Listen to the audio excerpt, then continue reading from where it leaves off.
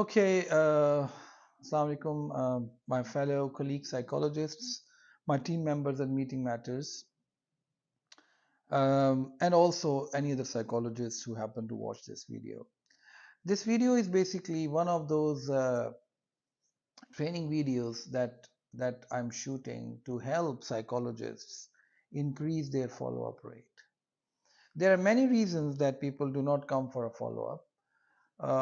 Those reasons could be related to the systems that are not related to therapy or the quality of therapy. So I'm not going to talk about them at this stage.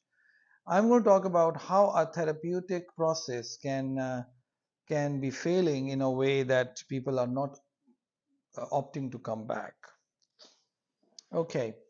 Um, the details of how you take a first session, what is the seating arrangement. We already had some videos on that, but at the cost of repetition, I will just say a few things that will help you to retain your clients. A, that you have to be punctual with your clients. Um, and even if you're not punctual, be honest with them that why were you late and say sorry to them, because that is something that they really will value, that if you say sorry to them. The sitting arrangement normally is a face-to-face, comfortable space between both of you. Then what is really important, that your eyes and your face and the overall aura of your personality should not look tired. I know when you have sessions like 3 or 4 or 5 back-to-back sessions, it becomes very difficult. If you think that you are looking tired or you will be looking tired, and if you are, so it's a good idea to take a break of at least 10 minutes. Go to a restroom, look at yourself, freshen up your hair, so that now it's another interaction with another person, because you may be tired, but this person is expecting 100% from you. I would also put it in a very serious compartment, that the rest and the sleep of psychologists when they come for their job. Um, it's very, very important. I cannot overemphasize on this. If you are fatigued, if you did not sleep well, no matter what you do, it will be visible to your client. And that's very embarrassing, because they really want somebody who is disciplined and who is responsible and who is listening to them carefully. It's even better that you don't face somebody and ever meet them. You may not lose your impression. But if you listen to somebody and then you are unable to put attention or give full attention, it's really a very big point to lose in front of your clients. Okay. Then how that session environment affects.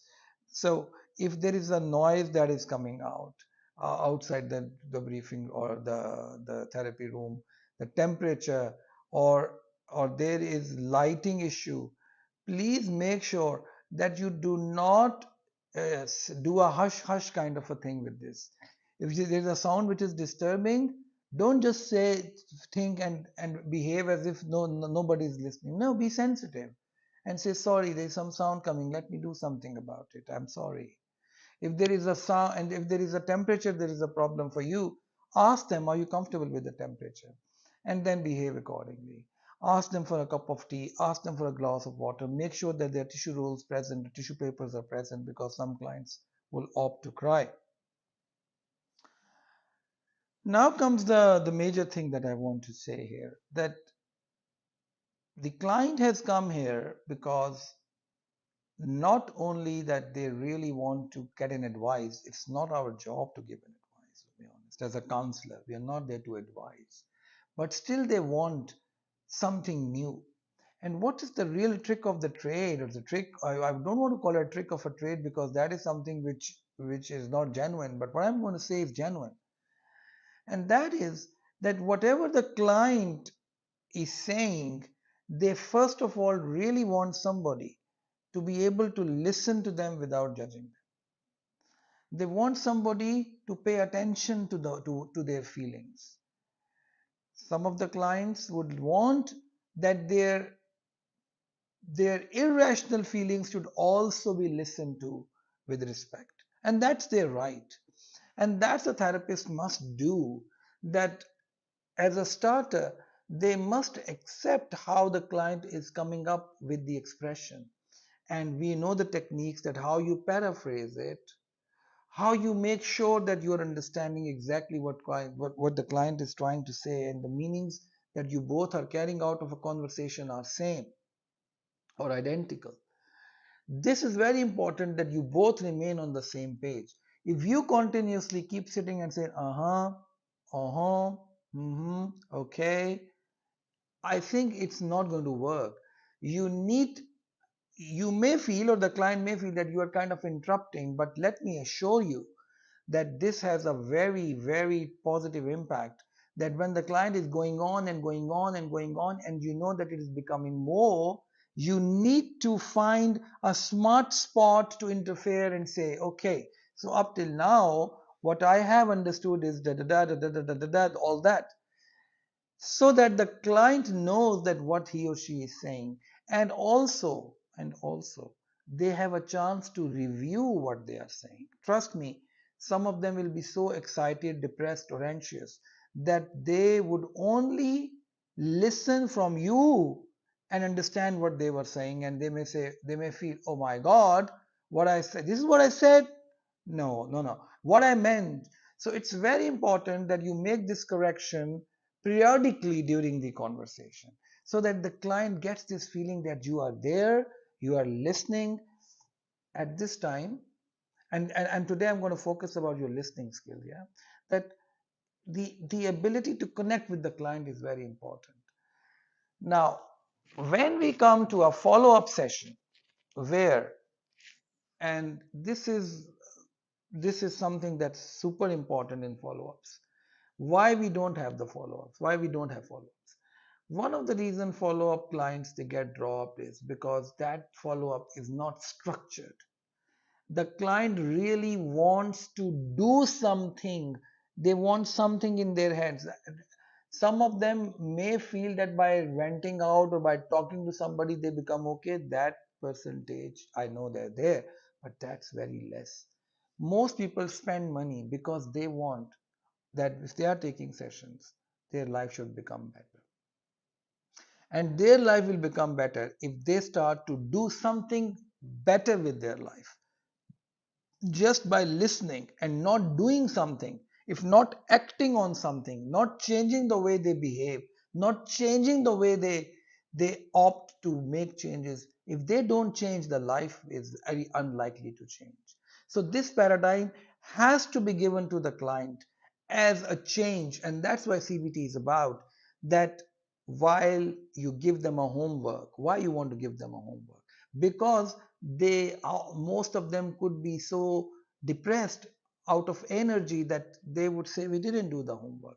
And that is where you make them accountable and responsible, that listen, life will not change if you don't do something and invest. Because if you keep on blaming others and fate and people for the things that have happened to you, it's not going to change. So that this feeling of them to do something, and that's why giving homework and and asking for the homework is super important, because that's your guarantee or your safety as a therapist, that your client is coming back to you or not, because you have made sure in your last session that you give them a homework.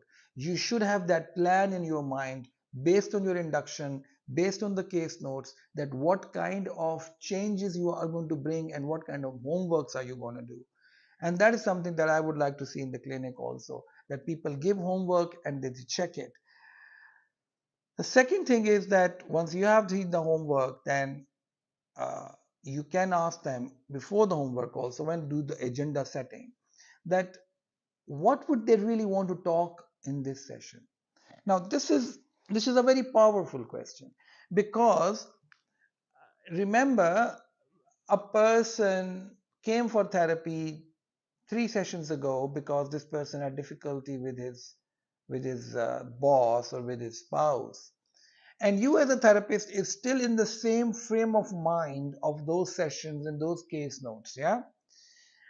Today, when this client has come to you, maybe this person, hypothetically, let's say he had a fight and an argument with his mother-in-law or her mother-in-law, and now that is over her mind. You may have a different agenda in your mind about her, and she could have no clue after that argument at home that this could be something in which you could help her. She might have no idea. So how you trigger this idea into their brain is, or cask is, that what would you like to talk about today? I'm not saying that you will spend the rest of the session with the mother-in-law issue. No. But you need to give them this right. You need to give them this awareness that today's session, today I am here to solve or to help you solve the problems that are happening in your day-to-day life, and that could be indirectly connected to their overall problems in their life. So this will guarantee again, then the client will come back to you because he or she now knows that you are not there only for a problem for which they came, but you have made them skilled enough for rest of the things that are happening in their life. But you have to be careful that don't get carried away with that incident so much that you do not talk about the global issue of the client, or you make sure that this incident, which most likely will be related to the major first problem, that you make a connection between them, and then you make sure that you give them more homework. Homework means that you make them do things that they need to do. There is something else that I want to highlight that will make sure that the clients, they do come back, and it's cultural. I wouldn't be, if you are listening to this video while you are in other part of the world in North and Southeast Asia, uh, you can look at it in a different way or totally ignore it as well. But we have seen in our sessions that once we have a structured CBT session, which is of 50 minutes or 1 hour maximum, when we have a follow-up, we have the agenda, we have done everything, then basically, depending on the client, because the variety of cultural disparity in this part of the globe is large.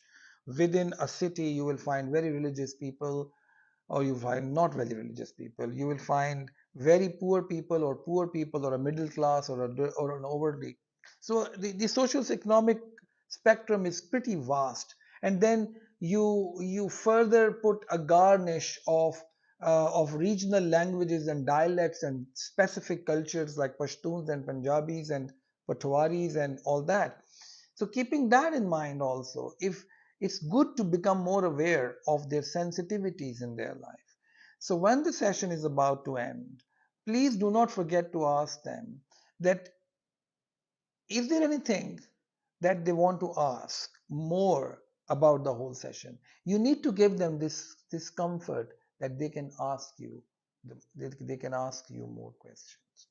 We are trying to have a library of some very general but very useful generic quotations that you can always give to your clients as one of the food for thought in last 1 minute, and then you can ask them to recap how they felt and what was the overall feeling about the session, and give them that comfort that anything that they think they would like to have in the next session. So involve them in the whole process, involve them. And then the psychoeducation part.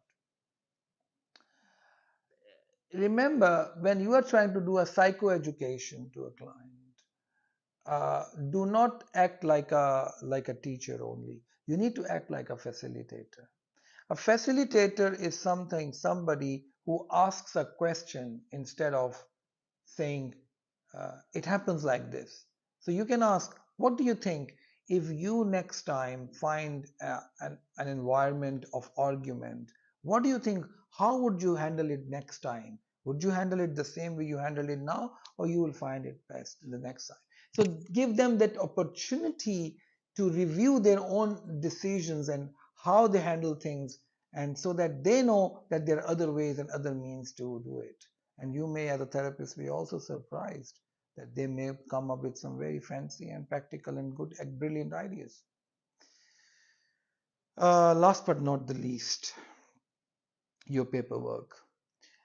Please make sure that you do your paperwork properly. The client in every session makes some strategically important points. They they give you indications that these things have happened.